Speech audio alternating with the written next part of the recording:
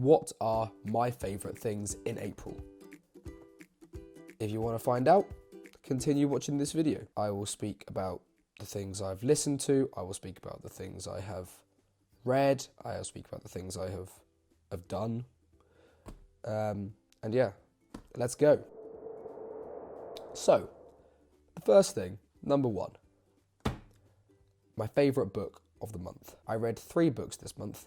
Think and Grow Rich by Napoleon Hill, Meltdown by Jamie Alderton, and finally, the third one, The Way of the Superior Man by David Dider. This one, The Way of the Superior Man, this one is my favourite of the 3. And let me tell you why. Also, if you would like me to do a book review on it, I will. Leave a comment if you'd like me to do that. So, the reason I enjoyed it is because it's not your typical book. I guess you wouldn't find some of the things in there in a book that is being read by a child. It's sort of it's a bit spiritual, which I'm completely fine with. I personally am not somebody that is into that sort of thing, but it was interesting to read, and I completely respect people that are into that sort of thing. The main idea behind the book is that as a masculine man, you should have a purpose in life, and that is the only thing that you should concentrate on, put your mind to, and everything like that. Like everything else that falls underneath it is like a foundation for your purpose in life. So relationships, money to some sort of extent. Literally everything that you do in your life should revolve around this purpose. And if you aren't doing something that is helping you towards your purpose in life, why are you doing it? What's the point? Like, say you want to one day own your own business. Is scrolling Instagram for 30 minutes, even perhaps an hour, really going to help you get to that goal? The answer is no. So why are you doing it? Another thing that I liked about the book is that each chapter, so there is, let me see,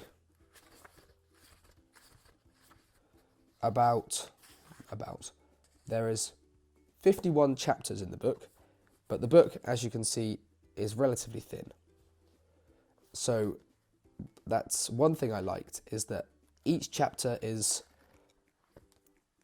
1 to 3 pages, and it's sort of bite-sized content. And what I try to do when I'm reading is try and think of and take an actionable step for every chapter I read. So that, I guess, is pretty hard considering that there's 51 chapters. Am I going to take 51 actionable steps? Probably not. But I wrote down each chapter what I should take. Drink your water. Reminder. It just went everywhere.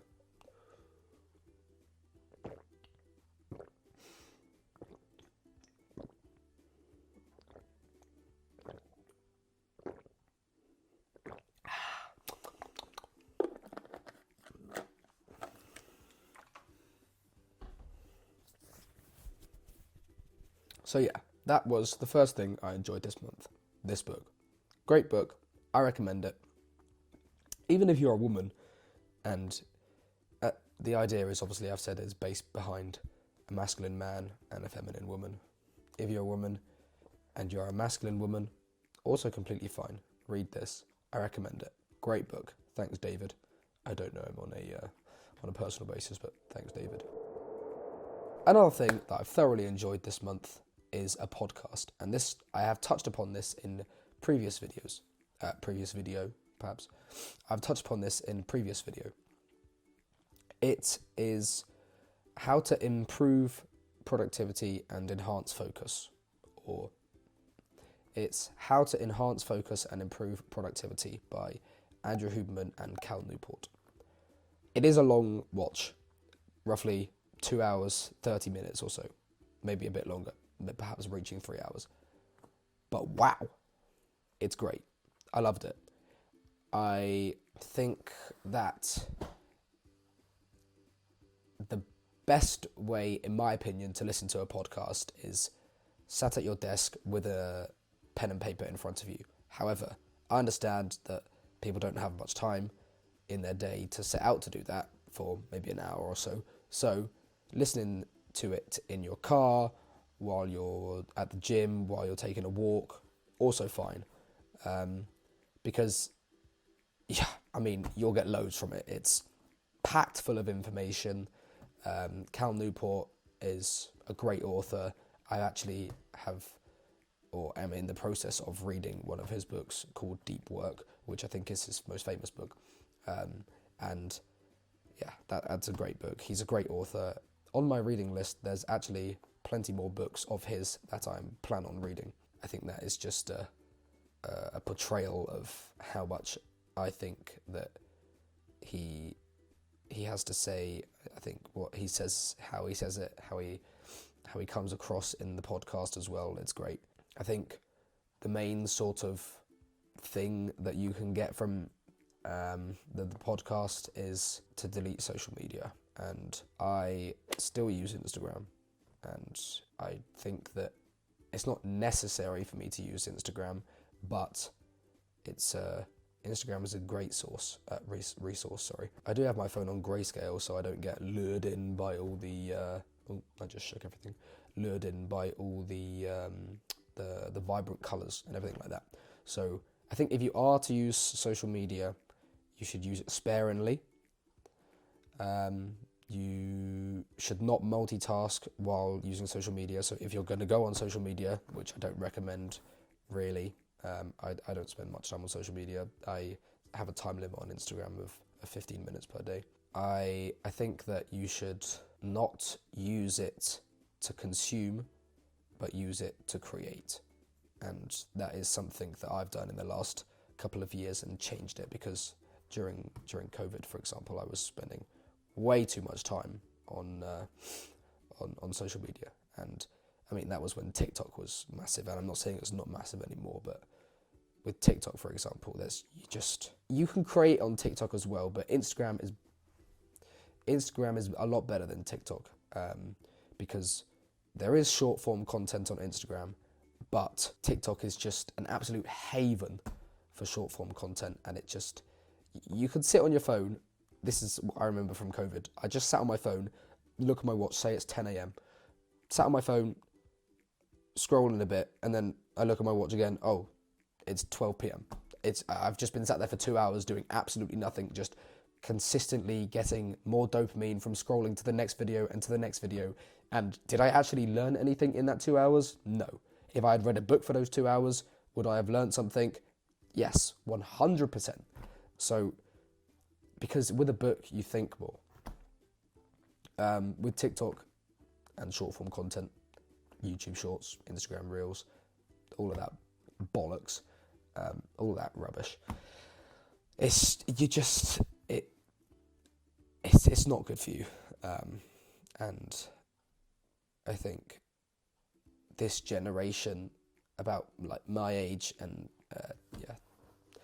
a couple of years down, so yeah, I don't know, say between 15, because you shouldn't even really have a phone until you're that old anyway, in my opinion.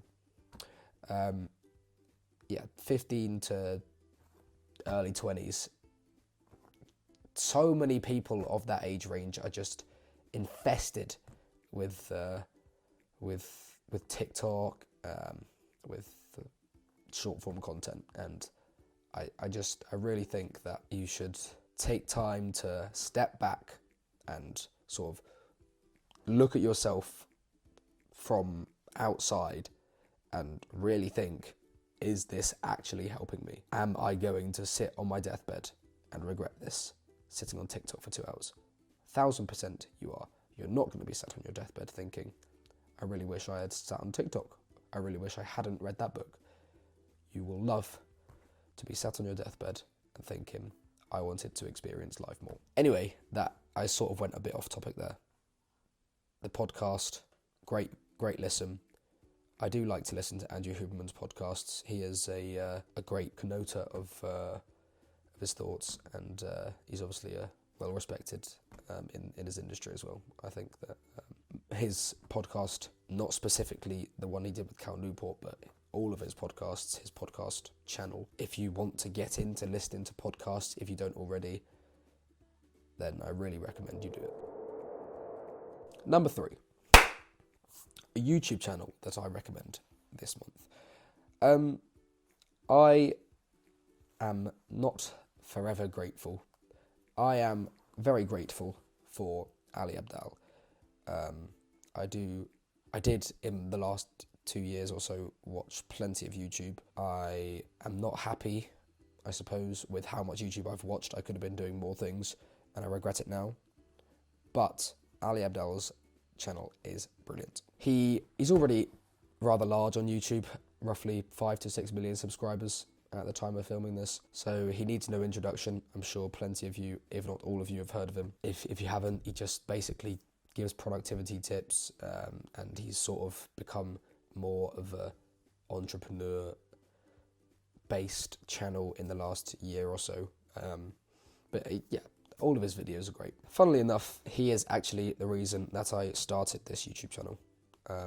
I did his Skillshare course, which is how to start a YouTube channel or something along those lines, and like it gives you tips, how to edit your first video and stuff like that. It was great, and I am thankful because I was procrastinating with it for a while. Ever since it's May now, and ever since November, December-ish, maybe you could call it January too, I was thinking I wanted to start this sort of thing, to start a channel, to start creating content.